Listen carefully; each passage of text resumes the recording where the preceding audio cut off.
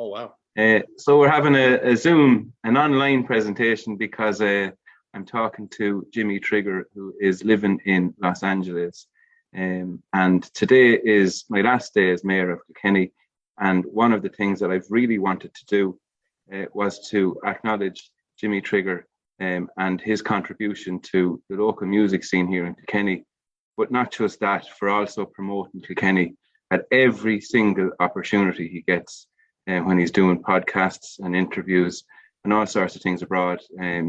Jimmy, I followed you since you left Kilkenny, and I've watched everything you've done. I met you over in Los Angeles. You treated us like royalty for a weekend and showed us around. And you know, you were there as part of the whole underage gigs that I used to run all those years ago. And I watched you come up through those gigs, and you have, I don't know whether you realize it or not, but you encouraged so many young people who were afraid to express themselves, afraid to be individuals like you. And I would imagine that it was hard for you growing up as well to be an individual like that, but you inspired other kids to not be afraid to be themselves. And I think that's the most important thing. And that's why, as Mayor of Kilkenny today, I want to acknowledge your outstanding contribution to Kilkenny's music scene as an artist who has encouraged so many young people, young musicians, and as an individual living abroad for promoting Kilkenny at every opportunity. And I want to thank you for that as mayor and as a friend. And we have this here, which we would normally present to the recipient of a mayor's award. And normally you would come in here to City Hall.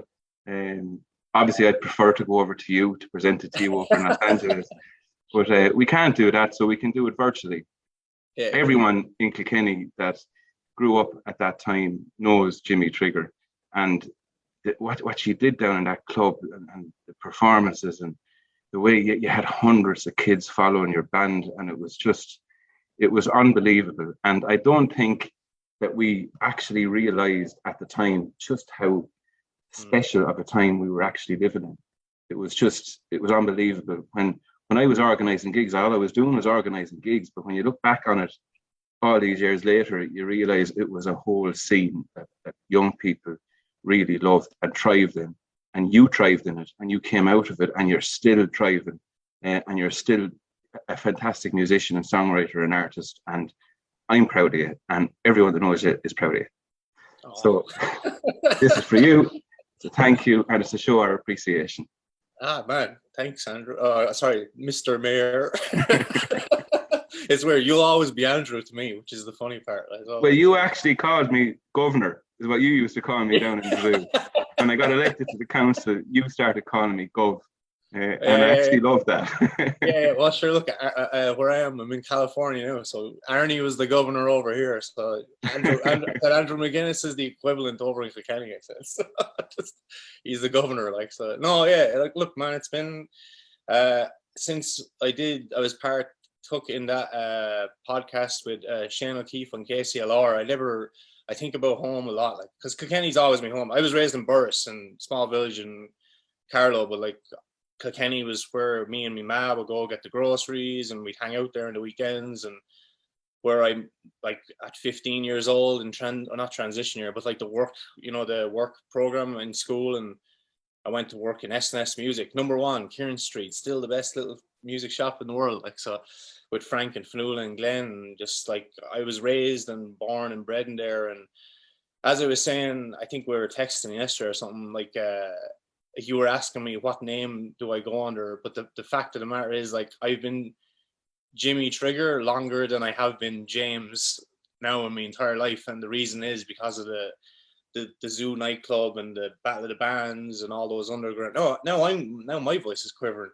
But like I was kind of joking with you. I said I went in a young lad with a little band named James Dorn, and then I walked out Jimmy Trigger, and that's because that's where I was born, like, you know. And I was thinking about it yesterday, Andrew, like, I had been dead honest. This is not something you tell a promoter. Like, when I went in the first time, I talked, I think, a big game, and like I was like, oh, I'm going to rock this place and all that stuff. I don't know how I ended up getting into the Battle of the Bands, but in true reality, like I'd never played to a crowd that big in my life. Like, so just how I knew it was for me is I still remember the first day playing for you down there. Like, and we set off the intro music and I went, oh, I know what to do. And that was the first time in my entire life I was like, I know exactly what to do. Like, it was like I was born for this. But I was like, at that time, like that's how I felt. And I would have never found that, man, if it wasn't for those, like, that town and those little shows. Like, and then it just became, I don't know, it's weird, man. Like, I guess, yeah, it's just like I will live to that moniker forever. Like, I talk about, again, I'm not talking about myself in the third person, but like that Jimmy Trigger moniker is like, that was born, bred, reared, honed, everything in Kilkenny. Like, so I got like, again, I love the Salmons as well, like Frank and Flula. Like, Frank is great, yeah. They're they're brilliant, the and best. I know you spent an awful lot of time with them, and they helped you an awful lot. Yeah. Frank was like a mentor as well, like, you know. So I'd go to work obviously every day, and all we talk about is music and gigs, and he'd be playing, and I'd go with him sometimes, and he'd tell me what he knew. So it was almost like I had a cheat code, like, you know, I was in the right town with the right scene, the great energy. Like, the summers in Kilkenny are just, man. I was raging. Me Matt said it was a bank holiday weekend last weekend or whatever there, and I was like, oh man, what was going on? Which festival was it? Or whatever. But they man, it's just I moved there straight after college. I just didn't care. Like, where I was like, I'm moving to Kilkenny. Me and Ben Keaton. Ben, Chemical Addiction. Yeah. Name of the band.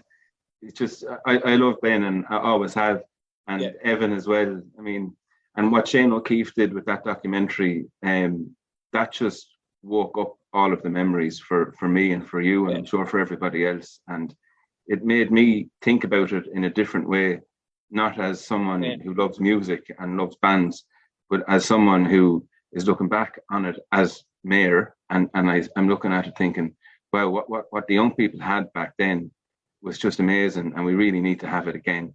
And if that's me doing it, or you doing it, or some other young group doing it, it needs to be done. And the support is there. Like, I mean, the best thing about the zoo back then was that when young bands, kids came in, the older bands looked out for them, helped them. And you were a young band coming in, and then you were an older band looking out for the others.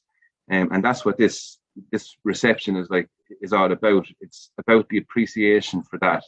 Because when we look back on it, as you would call us, our lads, everything looks so much different. And I realized the importance of it and what we all did back then. It was just, and it was everybody collectively, every band, every youngster, you, me, you know, even the likes of Frank Salmon, Rory Broderick, the venues around Parliament Street, everyone rode in behind it. And it was just an amazing time. I'd love to do it all again, but there's always the fear that it'll never be as good as it was. It's like going on holiday somewhere and you have a great time and you go back 5 years later and it's completely different.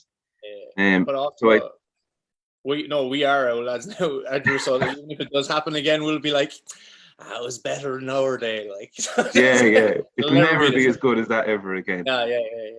But the important thing, and I often think about Ross Costigan. We all miss Ross Costigan, but you know, he was the same. He had his own individuality. He wasn't afraid to wear a mohawk. He wasn't afraid to walk down the street wearing a mohawk. He didn't care if there was someone shouting out the window of a car at him. And young people need to be able to have that confidence so that they can wear what they like and express themselves the way they like and play the music and listen to the music they like. And you did that and you lived it every day and you didn't care what anybody else said or did. And that was just unique and important to acknowledge. Even now, we have a skate park. We didn't have one back then, you know, and it's a great skate park.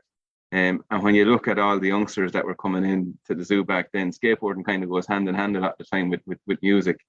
We have the skate park now, but we don't have the gigs. We had the gigs back then, but we don't have the skate park. So we're getting somewhere.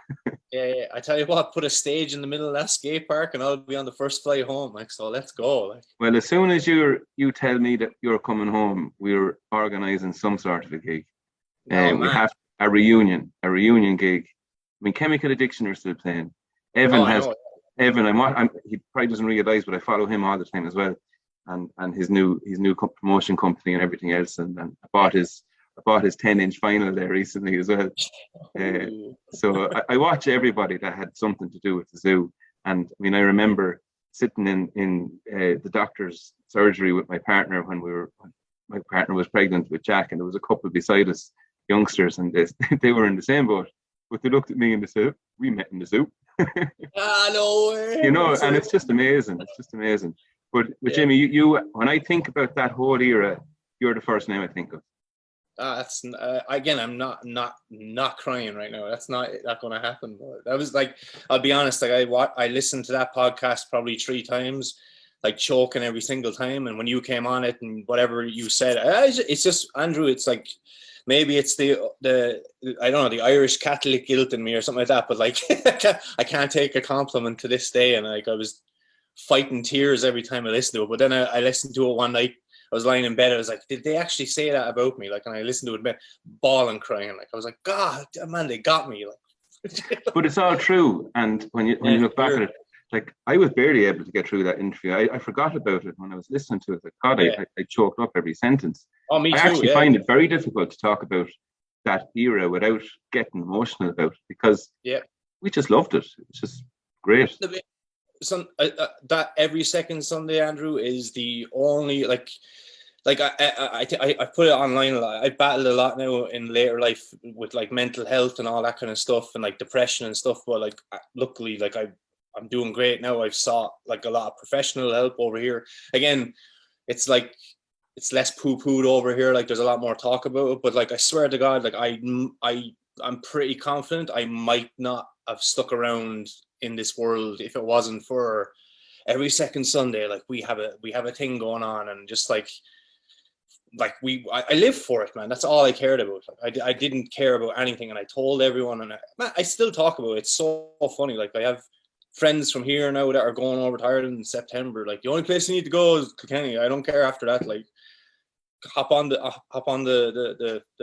was going to say the freeway. That's what we call it here now. The dual carriageway, and hop on down. Just stay there for the week. I tell everyone, but like, that's because my life is there. My history is there. My whole world is there. And the last time I was home, like, I did exactly what I did when I was a kid. Like, I just walked around the town aimlessly, just for the laugh, just like going, deadly, there's that place there. Like, that's where I get my chips. I can't remember if the magazine shop is still there on High Street, like the one with the black door, the big black door, the bookshop. Book Centre, yeah, that's still there. I don't know if it's still there. Yeah. Every lunchtime, I drove them mad. I just went in there, read magazines for free. Just like a Metal Hammer. yeah. Never bought one of them and then left. Yeah. Like, so, well, unless there was a good poster in it.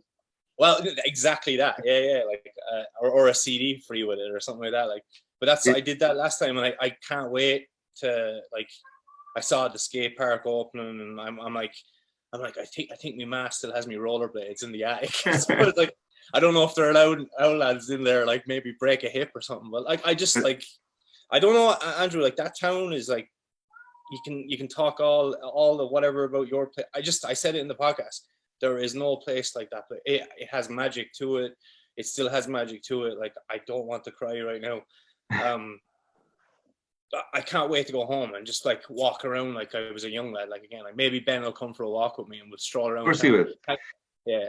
Like, you mentioned Ben, and I heard, and you mentioned mental health, and I heard Ben on one of the podcasts, and I spoke to him loads of times, and he explained to me that, you know, you were all rock stars in our own little bubble here in Parliament Street.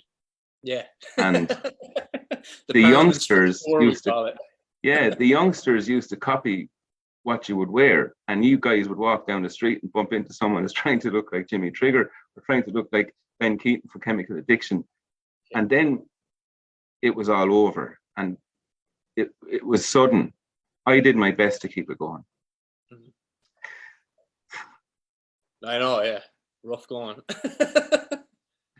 But Ben said that he, it was all over, and suddenly you weren't those rock stars anymore, that you didn't have that anymore. And it affected some people mentally. And that really sent a message home to me, and that I'll take with me in my political life, that it's not all about sport. It's not all about the GAA. And there's youngsters out there that don't have a social outlet, the social outlet that we had on Parliament Street. Youngsters today in Kilkenny don't have that at the moment. They don't. And it was so important, because just like you, I was one of those youngsters that was never any good at sport. I like watching hurling on the TV. I like going to the pub with my friends and watching a Kilkenny All-Ireland final. I like going to the All-Ireland final with my dad, but I was never any good at it. So I used to doss off sport and head off and teach myself how to play the guitar.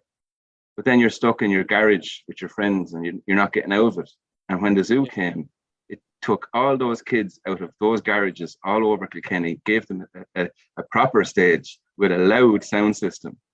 And they could go in, and we had mosh pits galore, stage diving galore, never a single bad incident, never a single accident, never a fight.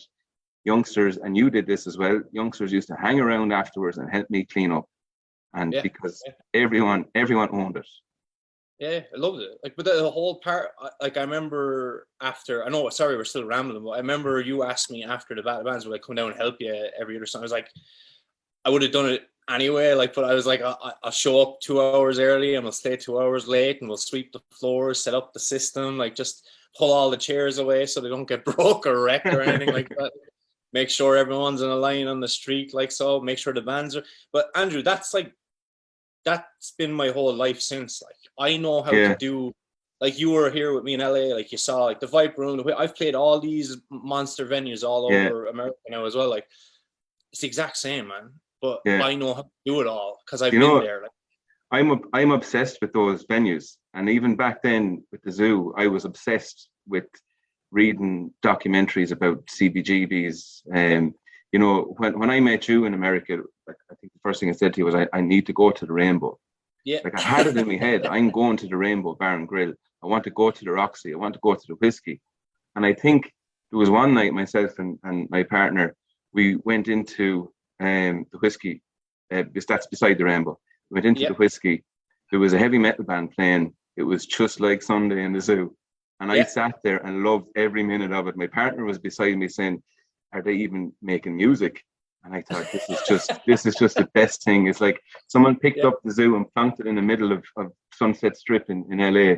But really, like, all those venues have a history, and we didn't realize it at the time, but when we look back on it now, the zoo and what we did is a CBGB's. It is one of those venues. But look, we're rambling on. One thing I just want to mention before we finish is I want to say a big thank you to Shane O'Keefe as well for that documentary, because that was just 100%. He made me cry, so you can punch him or something.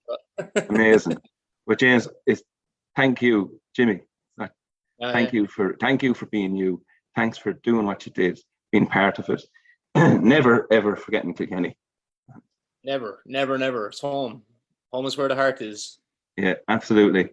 And when I hand back this chain tomorrow, this will be one of the things that I look back on.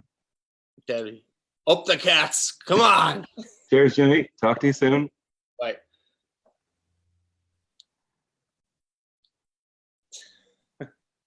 Still trying to get out of a meeting. I know. Yeah.